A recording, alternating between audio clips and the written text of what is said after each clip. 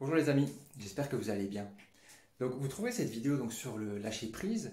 Je trouvais intéressant d'en parler d'un point de vue différent. C'est vrai qu'on dit souvent dans le côté technique, bah, lâcher prise c'est juste le fait de lâcher le truc, lâcher l'affaire et on tourne la page et autres. Ouais, ça c'est vrai que c'est vraiment la grande théorie et dans les faits c'est pas aussi évident, hein, on en convient et je suis d'accord aussi avec ça. Par contre c'est vrai qu'aujourd'hui je vais plus arriver sur le côté plus pratique. Ce sera pour la deuxième partie. Au début ce sera plus pour le côté faire vraiment comprendre qu'est-ce que c'est en fait. Parce que ça, aujourd'hui, la plupart des problématiques, on n'a pas vraiment conscience du vrai problème. Et c'est très souvent ça qui arrive dans nos vies aujourd'hui. On n'arrive pas à adapter, à changer, peut-être adapter nos comportements de manière adéquate à comme il faut. Et parce qu'en fait, on ne sait pas en fait, c'est quoi qui est bien, c'est quoi qui est autre. Donc je vais y revenir au fur et à mesure, d'accord. Pour commencer déjà, l'origine, pas dans les termes, qu'est-ce que ça veut dire le lâcher prise en fait? Dans ses propres termes du latin, ça veut vraiment dire relâcher.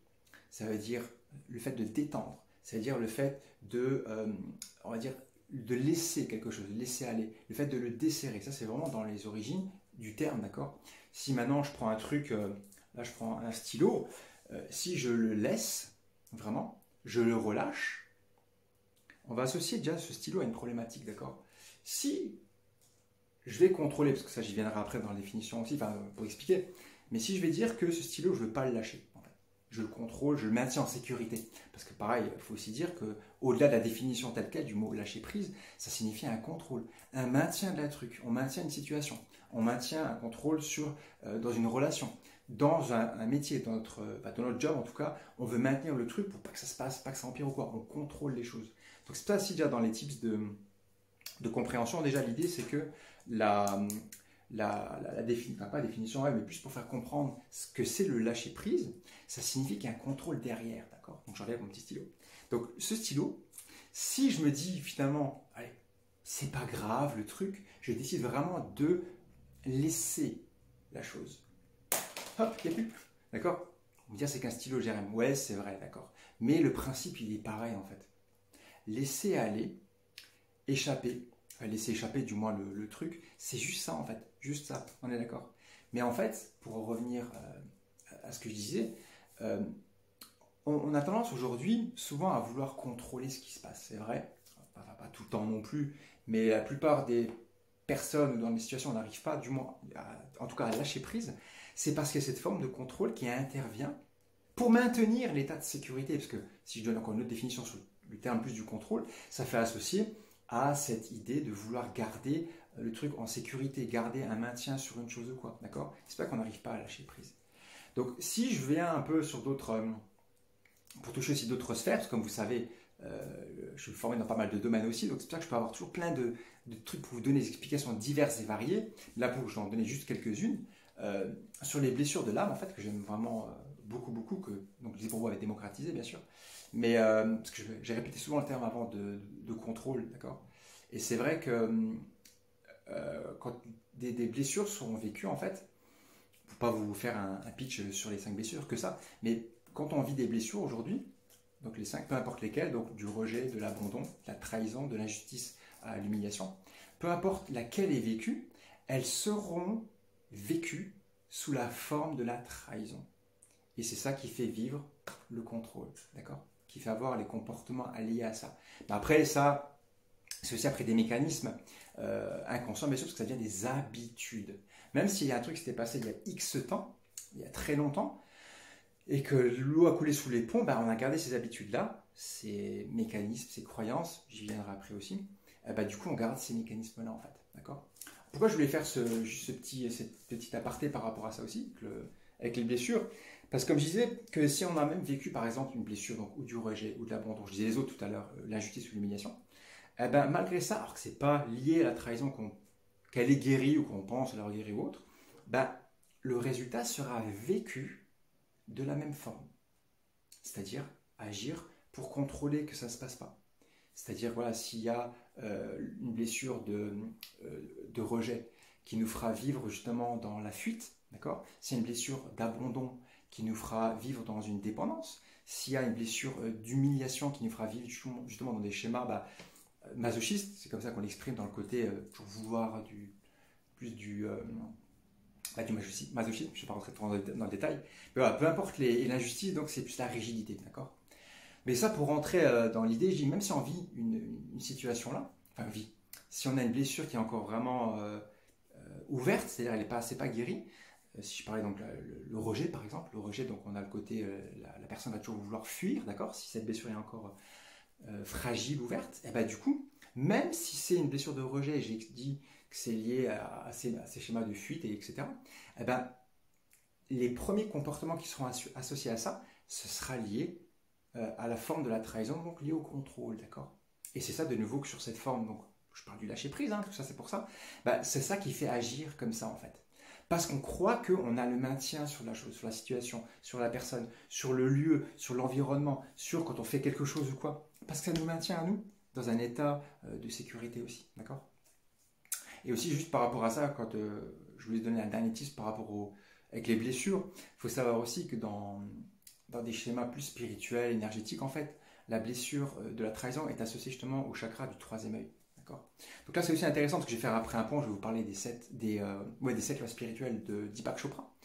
Donc c'est pour ça que c'est intéressant, parce qu'il y a un pont quand même intéressant par rapport à ça, sur le côté énergétique, parce que justement, ce troisième œil, c'est donc l'avant-dernière porte, l'avant-dernier chakra, qui nous permet d'avoir l'accès ultime, d'accord, au tout être, mais la phase avant, justement sur le troisième œil, et c'est pour ça qu'il y a ce lien avec cette blessure-là, qui fait que du coup, on ne pourra pas dépasser ça, parce qu'on garde le truc, on va le maintenir, d'accord.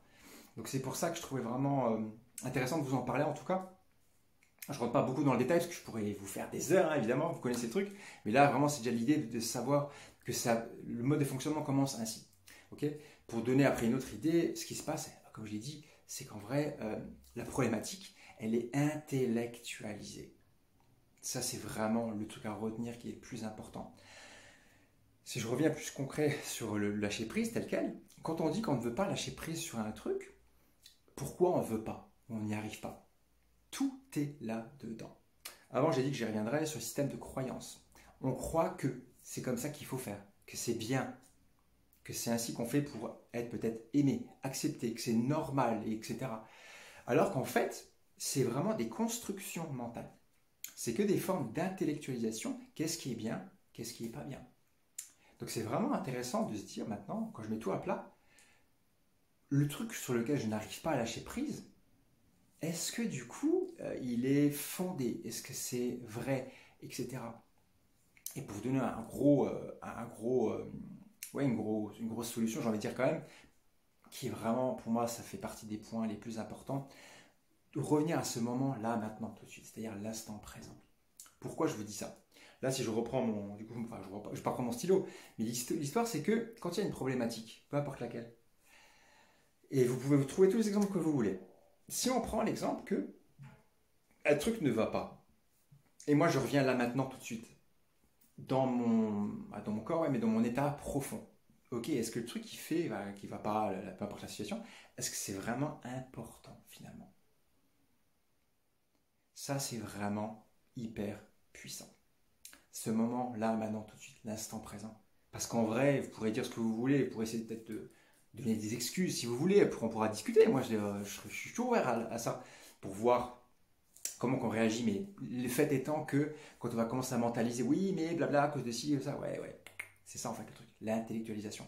Nos systèmes cognitifs font qu'on a eu les volontés de vouloir faire les choses ainsi en fait. C'est ça le problème en vrai. C'est pas le problème en soi.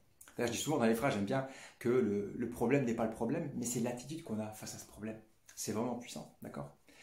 Donc c'est pour ça que quand j'ai dit que j'aimais bien aussi, je vais vous parler de Deepak Chopra, parce que justement cette première loi spirituelle du succès, justement, c'est justement la pure intention, qu'on peut aussi l'amener, pas intention, la pure potentialité, pardon, qu'on peut amener justement dans le là, maintenant, tout de suite, le ici, maintenant, le présent. Et c'est ça qui permet d'avoir justement un côté, on va dire, aussi le non-jugement quand je parlais de l'instant présent. Là, les choses qui sont, là, telles quelles, là, maintenant, elles sont, en fait. Elles sont. Sinon, on repart dans le mental. Ouais, mais non, en fait, c'est pas assez bien, c'est je sais pas quoi, etc. Non, en fait, non. Les choses, juste, elles sont. Elles sont. Il n'y a pas à chercher derrière, à vouloir se poser des choses ou je sais pas quoi. Et là, c'est vraiment cette première idée qui est vraiment pareil. C'est vraiment puissant. Moi, je l'ai mis en application. Pour ça, je vous parle de ça. Je ne parle pas de Pierre-Paul Jacques. C'est vraiment des moyens que j'ai mis en pratique qui m'ont fait atteindre, bien sûr, les formes de lâcher prise, bien sûr, les formes d'acceptation aussi. D'ailleurs, je ne l'ai pas dit au début, mais c'est pas pareil quand même. Hein. on a la forme d'acceptation du lâcher prise. On peut, une va engendrer l'autre, va aider l'autre. Oui, c'est vrai, mais c'est pas vraiment pareil dans le process, d'accord? Donc c'est pour ça que quand je parle de cette phase de là maintenant, dans ce moment présent, c'est un pilier pour moi qui est vraiment hyper important pour toutes nos situations en fait. Qu'on peut vraiment s'aider, on peut s'inspirer pour se dire que finalement c'est ok en fait. Là maintenant il se passe rien, je suis en sécurité, tout va bien et autres, ok. Donc c'est pour ça que ce moment présent il est vraiment important. Je ne vais pas faire toutes les lois spirituelles aujourd'hui en tout cas, mais pour revenir sur les dernières, en tout cas, parce que aussi quand je parlais des définitions au départ, le lâcher prise, c'est aussi le fait de se détacher, le détachement. En spiritualité, on parlera plus, ou dans le bouddhisme, du non-attachement. C'est encore un niveau au-dessus, d'accord? Mais en tout cas, pour rester juste un petit peu basique aujourd'hui, sur le détachement des choses, c'est aussi justement l'avant-dernière loi spirituelle du succès, le détachement en fait, qui permet d'arriver à la dernière, qui est le dharma, qui est vraiment le but ultime de la vie, on va dire le nirvana, d'accord? Donc c'est pour ça que ce détachement, donc le lâcher prise, si je le dis un peu différemment, il permet vraiment d'arriver en tout cas à ces phases donc d'acceptation après, et d'avoir vraiment le but, l'amour pur en fait, l'amour inconditionnel. Et pour revenir sur le sujet, donc plus sur le détachement en lui-même, ce qui permet en tout cas vraiment de pouvoir identifier qu'est-ce qui fait que, posez-vous des questions en tout cas, qu'est-ce qui fait qu'aujourd'hui vous butez sur le truc sur lequel vous lâchez pas prise, qui fait que vous gardez l'emprise de pas pourquoi, quoi, comment, je sais pas quoi. C'est ça en fait, ça commence par là. J'ai fait une autre petite vidéo sur le lâcher prise par des petits pas justement, oui, parce qu'on commence petit à petit en fait. C'est sûr, si vous voulez commencer aujourd'hui à lâcher prise sur changer de travail, alors que ça fait des années, personnellement je l'ai fait, 15 ans de boîte, et j'ai réussi, mais ça demande de nouveau un travail qui est plus profond. Mais ça commence par des petites choses, des stratégies à mettre en place, des petits pas. Vraiment, qu'est-ce qu'on va pouvoir faire pour ça? Et vraiment se poser des questions, des vraies bonnes questions, alliées à vous, à vos valeurs, à vos besoins, à vos fondamentaux. D'accord? Et donc du coup, par rapport à ça, ouais, quand je dis comment pouvoir identifier qu'est-ce qui fera ou ferait ouais, que vous pouvez savoir comment c'est, du coup je peux atteindre le lâcher prise, posez-vous ces questions sur ma nouvelle technique justement sur nos 3C, le corps, le cœur et le cerveau. Est-ce qu'il y a justement l'alignement là-dessus? Est-ce que vous êtes vraiment OK sur vos trois modes de fonctionnement? Est-ce que vos pensées sont alignées à ce que vous ressentez? Et que le corps, je le mets en action. Je fais vraiment ce qu'il faut pour. Moi, je le dis différemment quand je parle d'intégrité. Est-ce que ce que je dis, c'est en accord avec ce que je ressens et ce que je pense? Est-ce que ce que je fais, c'est en accord avec ce que j'ai vraiment envie de le faire et que c'est OK avec mon être profond? D'accord? Donc, ça aussi, les 3C, les 3 corps, corps émotionnel, enfin corps mental, émotionnel et comportemental, le corps physique. Donc, déjà, vous pouvez vous poser ces questions-là en commençant par là. Comment aujourd'hui, ou qu'est-ce que je fais, qui fait que je n'arrive pas à lâcher prise? Qu'est-ce que ça signifie derrière en fait? Pour que vous puissiez déjà décomposer le truc là. Ok. Et en tout cas, pour finir là-dessus, parce que je ne vais pas faire non plus trop long, mais en tout cas, retenez bien que tout passe par exemple pour la connaissance. Tout court, mais déjà, c'est la connaissance de soi. Ça, c'est vraiment pour ça que j'ai choisi ce pilier moi, parce que je l'incarne depuis tellement longtemps aujourd'hui. Et mieux vous connaissez pourquoi vous agissez ainsi. Vous comprenez vos situations par lesquelles vous êtes déjà passé, pourquoi vous ne repasserez plus, ou pourquoi vous repassez encore, dans le schéma répétitif. Hein. Donc pensez bien à ça en tout cas aujourd'hui, comment vous vous connaissez, et ce qui fait que du coup concrètement, ce sur quoi vous n'arrivez pas à lâcher prise, ça bute.